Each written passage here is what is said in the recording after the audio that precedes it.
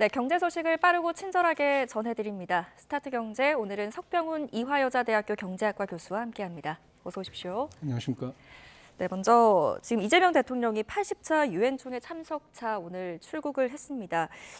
출국을 할 예정입니다.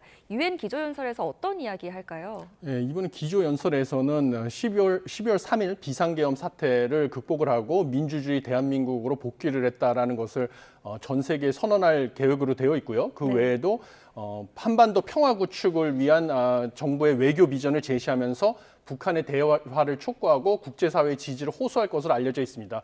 그리고 글로벌 책임 강국으로서 한국의 역할 역시 제시할 계획인 것으로 알려져 있습니다. 네, 유엔 기조연설 말고 또 다른 좀 눈에 띄는 일정 있으셨나요? 예, 눈에 띄는 일정은 첫 번째는 대한민국 대통령 중에 최초로 유엔 안전보장이사회 공개 토의를 주재할 것으로 알려져 있고요. 그다음에 도착 첫날은 세계 최대 자산 운용사 블랙록의 최고 경영자인 레리핑크 세계경제포럼 의장과 면담을 하면서 네. AI 및 에너지 전환 협력 방안 논의하고 마지막 날에는 대한민국 투자 서밋 행사에 참석을 해서 한국 경제 설명회를 가질 예정으로서 이것은 뭐 국익 중심 실용 외교 기조를 강화하는 데 있다라고 보고 있습니다. 네, 이와 관련해서 소식이 또 전해지면은 바로 전해드리도록 하겠습니다. 다음 이슈로 넘어가서요. 미국에서 또다시 예고에 없던 발표가 있었습니다. 우리가 그동안 미국과 비자 문제 계속 얘기하고 있었잖아요. 그런데 H-1B 비자 수수료를 지금보다 100배로 높이겠다 이런 발표가 있었어요. 일단 이 H-1B 비자가 어떤 건가요? 예, H-1B 비자라는 것은 과학, 기술, 공학, 수학 분야에서 전문직에게 적용되는 비자입니다. 그래서 학사학위 이상의 학력을 가지고 있거나 연관되는 경력이 있어야지만 받을 수가 있는 것이고요.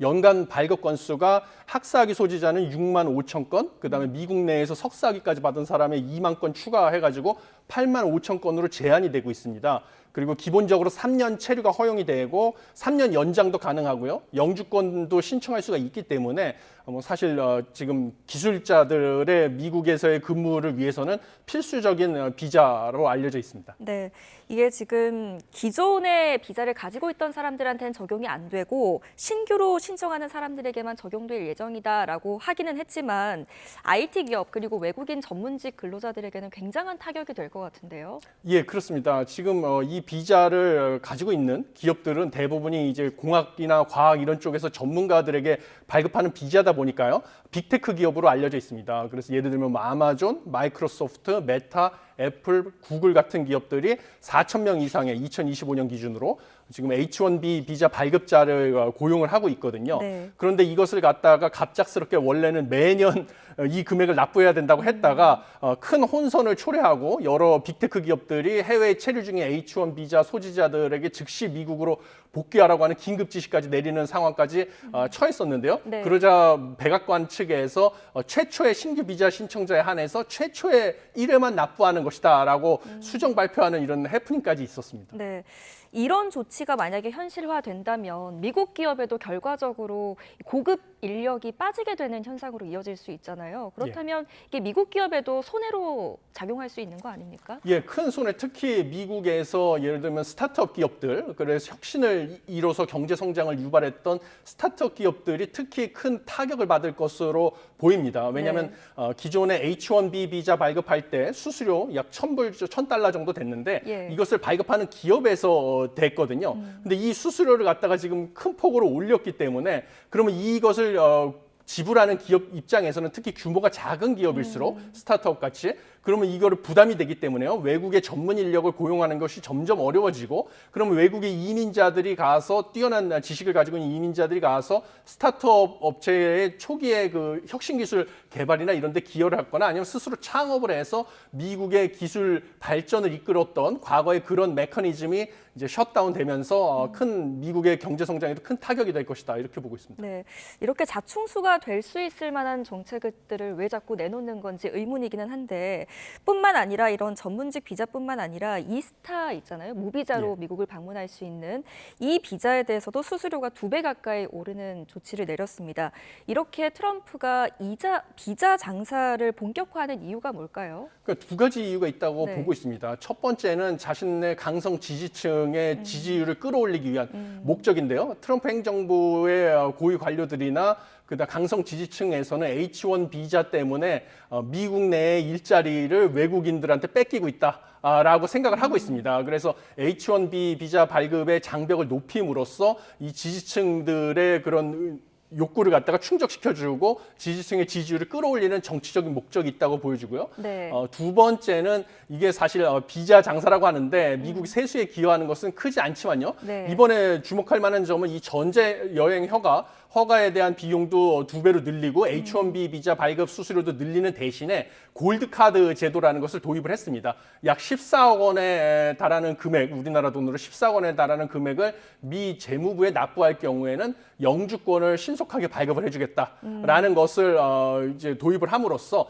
미국에서 만약에 이민을 와가지고 일을 한다든지 아예 살고 싶으면 미국에 엄청나게 많은 재정적인 기여를 하는 사람 또는 이 막대한 H1B 비자 발급 수수료를 기업체가 부담하고 모셔올 정도로 정말 미국에 있는 기술자로 대체가 불가능한 인력만 미국으로 들어오는 것을 허용하겠다. 그래서 전반적으로 이제 미국의 이민 장벽을 끌어올려서 역시 이것도 국내 일자리를 많이 창출하겠다라는 이 두 가지 목적으로 이런 일을 하는 것으로 보여집니다. 네, 이러한 조치가 지금 미국 기업 내에서도 굉장한 우려와 비판의 목소리가 나오고 있는데 비자 문제가 해결되지 않으면 결국 대미 투자에도 영향을 미칠 수밖에 없잖아요. 예. 이 비자 문제가 이 교착 상태에 빠진 한미 협상에 영향을 미칠 가능성은 어떻게 보세요? 예, 한미 협상은 점점 더 어려워질 가능성이 크다 이렇게 보고 있습니다. 왜냐하면 원래 한미 협상이 지금 3,500억 달러 대미 투자에 그 방식, 그다음에 투자의 이익 배분 이런 것들을 놓고 양측의 의견이 첨예하게 대립하면서 교착 상태에 빠져 있는데요. 여기다가 지난번에 이 현대자동차와 LG에너지솔루션에 가가지고 300명의 한국인 기술자들을 미국에서 구금하는 사태 때문에 이 비자 문제를 개선하기 위한 워킹그룹에서 비자 문제 개선 논의까지 하는 과정에서 안건이 추가되면서 점점 더 협상이 어려워지고 있는 상황이었습니다. 그런데 우리가 원하는 이 전문 인력에 대해서 H1B 비자에 우리 할당되는 양을 갖다가 늘린다든지 아니면 우리 전문 인력용 뭐 E4 비자를 신설한다든지 이런 거 다 입법 사항인데 이것이 사실은 공화당 트럼프 행정부가 이제 공화당인데 공화당이 상원 하원을 다 장악하고 있거든요. 그쪽에 국회 동의를 얻어야지만 가능한 일이었는데 보면 국내 정치적 상황이라든지 이 지지자들의 기조 성향 때문에 이런 쪽의 요구를 들어줄 가능성이 더 낮아졌다라고 네. 보시면 되겠습니다. 그래서 한미 협상이 더 어려워질 가능성이 크다 이렇게 보고 있습니다. 네, 장기화 국면에 접어든 가운데 본격적인 관세 이야기 좀 해보겠습니다. 올해 2분기 우리나라 수출품이 미국에서 부과받은 관세가 세계에서 6번째 33억 달러로 나타났고요. 증가폭만 따지자면 세계 1위입니다. 오를 걸 예상하기는 했지만 이렇게 많이 오를 줄은 몰랐거든요. 그 증가폭의 배경은 뭐라고 보세요? 증가폭의 배경은 사실 우리나라의 주력 수출품에 대해서 품목관세라든지 상호관세 이런 것들이 부과가 되면서 기존에 미국에 우리가 무관세로 수출을 해왔습니다. 한미 자유무역 협정 때문에요. 그래서 무관세 혜택을 보다가 갑자기 주력 수출품인 자동차라든지 그다음에 전기전자, 철강 제품 같은데 품목관세와 상호관세가 부과되면서 우리가 큰 폭의 관세를 부담하기 시작했기 때문으로 보여집니다. 그래서 대표적으로 그 앵커께서 지적을 하신 것처럼 네. 우리의 그 관세가 작년 4분기 트럼프 행정부 출범 직전에 비해서 무려 47.1배나 늘어나면서 지금 대미 수출 관세 증가율 1위, 세계 1위를 지금 차지를 했는데요. 문제는 우리의 주력 수출품 이 중에서 우리가 부담한 전체 관세액의 절반이 넘어가는 57.5%가 자동차와 자동차 부품에서 납부한 관세로 알려져 있습니다. 그만큼 우리 주력 수출품이 큰 타격을 받고 있다라고 보시면 되겠고요. 네. 그다음에 이 실효 관세율을 따져봐도요. 이 실제로 우리가 관세 부과액을 우리가 대미 수출액으로 나눠본 것을 실효 관세율이라고 하는데요. 한국 같은 경우는 실효 관세율이 10%라고 해가지고요. 이게 지금 세계 3위. 수준으로 나타났습니다. 예. 그런데 지난 2분기 대미 수출액이 세계 8위인 것을 고려하면 수출 규모에 비해서도 우리가 관세를 지나치게 많이 부담하고 있다. 그래서 우리 기업에 정말 수출 기업에 큰 타격을 주고 있다. 그래서 조속한 좀 무역 협상 타결이 필요하다. 이런 것을 시사하고 있다라고 보시면 되겠습니다. 네, 이 기업들도 이런 급변하는 통상 환경에 빨리 적응해야 할 텐데 현대차가 호세 무뇨스 현대차 사장이 이런 이야기를 했다고 합니다. 미국 관세가 있다고 해서 우리가 자동차 비용 올리지 않겠다. 대신 다른 방안의 카드를 마련했다고요. 어떤 예. 이야기입니까? 예, 이것은 사실은 그동안에 현대자동차가 미국 내에서 점유율을 늘려왔을 때 그 가졌던 이미지라는 것이 무엇이냐면요. 일본 자동차들하고 성능은 비슷하고 고장도 잘 안 나는데 일본 자동차에 비해서 가격이 저렴했기 때문에 소위 말하는 가성비가 높은 차로서 미국 국민들이 많은 수요가 있었습니다. 현대차에 대해서. 그런데 네. 관세 같은 경우는 일본 차는 15%로 낮아졌는데요. 품목 관세가 우리는 여전히 25%를 부담하고 있는 상황에서 이 관세를 반영해서 가격을 인상하게 되면 일본 차에 비해서 우리 차의 가격이 미국 내 가격이 높아질 가능성이 커져 있습니다. 그러면 그동안에 쌓아왔던 현대차의 브랜드라든지 그다음에 고객층을 크게 잃어버릴 가능성이 높다라고 보고 있기 때문에 당분간은 이 관세 인상을 갖다가 본인들의 이윤이 줄어드는 한이 있더라도 미국 내에서의 점유율과 매출액을 유지하기 위해서 지금 이윤 감소를 감수하고 흡수를 하겠다라는 취지로 보여지고요. 그러면서 동시에 미국 내에 투자를 늘려가지고 미국 내 생산을 늘릴 것이다. 현지 생산을 늘릴 가능성이 크다. 이렇게 보고 있습니다. 현지 생산을 늘리게 되면 관세를 부담할 필요가 없기 때문이죠. 그래서 이런 두 가지 전략을 지금 고려를 하고 이런 결정을 내렸다라고 보시면 되겠습니다. 네, 이런 가운데 또 현대차 그룹 메타플랜트 아메리카가 그 조지아주에 미국인 공개 채용을 나섰다고 하는데 이건 어떤 기대 때문에 이렇게 나선 겁니까? 예, 무엇보다도 지난번에 현대자동차와 LG에너지솔루션이 합작으로 투자해서 건설 중인 공장에서 미국이 급습을 해서 300명에 달하는 우리나라 기술자들을 구금했던 사태의 영향으로 보여집니다. 네. 그 사태를 일으킨 가장 큰 이유 중에 하나가 내년 중간 선거에 이 투자 실적을 이용해서 제조업 일자리를 창출했다라는 것을 이제 선거 전략의 일환으로 홍보를 해야 되는데 네. 지금 공장을 짓는 동안에는 생각보다 미국 내의 현지 인력에 대한 채용이 늘지 않았기 때문에 이것을 늘리기 위한 전략의 일환이었다라고 제가 그때 말씀을 드렸는데요. 예. 그런 것에 부응해서 이제 추가적인 이런 기습적인 단속이라든지 뭐 현지의 기술자 구금 또 추방 위험에 대해서 대비하기 위한 차원으로 현지 인력들을 대규모 채용해서 투자 단계에서부터도 현지 인력 고용을 늘리고 제조업 일자리를 창출하겠다라는 의지를 미국 정부에 보여준 게 아닌가 이렇게 보고 있습니다. 뭐 관세 정책도 그렇고 미국의 여러 가지 정책에 대응하는 또 기업들의 민첩한 대응 방안이 좀 기대되는 시점입니다.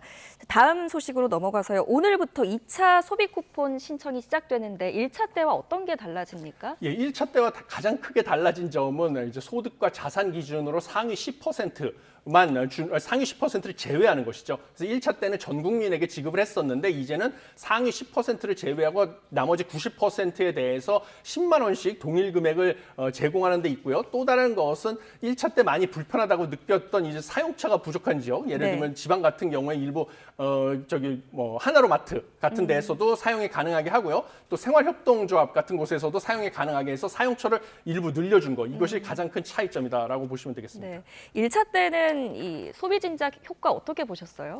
예, 1차 때 그 소비 진작 효과는 지금 뭐 정부나 여당 측에서는 카드 사용액 기준으로 봤을 때 일부 30억 원 이상의 매출이 낮은 소상공인들에서 카드 사용액이 늘어났다라는 것을 근거로 해서 실제로 소상공인 매출이 27% 급증하고 8개 카드사 결제액이 13% 대형 사업장에는 13% 증가했는데 소상공인은 27% 증가했고 이것을 갖다가 내수 진작 효과라고 일정 부분 효과가 있었다라고 주장을 하고 있는데요. 네. 사실 경제학에서 실제로 내수 진작 효과를 측정하기 위해서는 이렇게 지금 카드사 결제액이 늘어났다고 한다는 것은 실제로는 현금으로 쓸 것을 줄이면서 소비 쿠폰을 크레딧 형태로 주니까 카드 사용이 늘어났을 예. 가능성도 있거든요. 네. 그래서 원래 쓰기로 했던 소비를 대체하는 것이죠. 그래서 원래 내야 했던 병원비나 이런 것을 카드 사용액 소비 쿠폰으로 대신 내면 카드 사용액은 늘어났지만 원래 현금으로 지급하던 것들은 줄어드니까 실제로 이거를 온전히 내수 진작 효과라고 보기는 어렵습니다. 그래서 과거의 경제학 연구들을 바탕으로 봤을 때도요. 이렇게 기존의 소비를 대체하는 효과를 제외한 실제로 내수가 창출되는 효과는 사실은 뭐 이렇게 여기서 카드 결제액만 놓고 봤을 때 나온 금액처럼 크지는 않았다 이렇게 보고 있어서요. 지금 2차 지금 민생회복 소비 쿠폰 같은 경우는 사실 경제학에서 보면 소득 수준이 낮은 사람일수록 정부가 이렇게 일회성으로 이전 지출을 하면 소비 회복 쿠폰을 주게 되면 이것을 기존의 소비를 대체하지 않고 신규 소비를 늘리는 효과가 강해지거든요. 경향이 네. 강해지는 게 있는데 이번에는 그나마 상위 10%를 제외해가지고 이러한 추가적으로 소비를 진작시키는 효과는 1차 때보다는 커졌을 수 있다 이렇게 보고 있습니다. 나라에서 나눠주는 돈이기는 하지만 소중한 국민의 혈세로 또 이루어지는 정책이잖아요. 이런 소비 쿠폰 정책이 재정 낭비로 이어지지 않으려면 어떤 정책들이 병행돼야 된다고 보십니까? 예, 사실 이 소비 쿠폰을 주는 것은 이전 지출이라고 하는데요. 이게 내수 진작의 효과가 정부의 다른 정부 지출 방식이죠. 정부 소비 지출, 정부가 직접 소비를 하는 방식, 아니면 정부 투자 지출이죠. 정부가 뭐 SOC 건설이나 이런 데 투자를 하는 거에 비해서 내수 진작 효과가 3분의 1밖에 안 되는 걸로 한국은행 최신 경제 전망 모형에서 추정 결과 나타났습니다. 네. 그래서 재정 낭비를 원래 최소화하려면 내수 진작이 목표였으면 똑같은 금액을 갖다가 정부 투자 지출이나 소비 지출로 사용하는 것이 3배나 내수 진작 효과가 컸는데요. 일단은 정부가 소비 쿠폰을 지급하기로 했기 때문에 이 소비 쿠폰의 지금 목적은 내수 진작보다는 특정 어려운 소상공인을 좀 지원하는 목적이 크다라고 저는 상대적으로 보고 있는데, 그러면 사실은 소상공인들이 혜택을 볼 수 있게 이 기존의 매출액 기준, 뭐 30억 원 이하의 매출액이 있는 업종에서만 사용할 수 있다든지 이런 것들을 갖다가 강화하거나 아니면 특별히 어려운 업종 에서 좀 사용을 많이 할 수 있게 그런 식으로 유도하는 게 필요하다라고 하는데, 1차 때 사용한 걸 보면 뭐 과거의 소비 쿠폰처럼 동일하게 학원비라든지 아니면 병원비 뭐 이런 것으로 많이 나갔는데요. 사실 병원이라든지 학원이 다른 소상공인보다 경영 난인을 직면하고 있는 그런 가능성은 평균적으로 봤을 때는 상대적으로 낮아서 그런 부분은 좀 아쉬우니까 정말 어려운 소상공인을 타겟팅해서 쓸 수 있게 그런 사용처에 제한을 두는 방식이 필요하다 이렇게 보고 있습니다. 네, 섬세한 정책 보완도 함께 이루어져야겠습니다. 또 덧붙일 말씀은요, 이 신청 시기와 맞물려서 또 스미싱 사기가 기승을 부린다고 하니까요, 주의하셔야겠습니다. 오늘 여기까지 듣겠습니다. 석병훈 이화여자대학교 경제학과 교수와 함께했습니다. 잘 들었습니다. 감사합니다.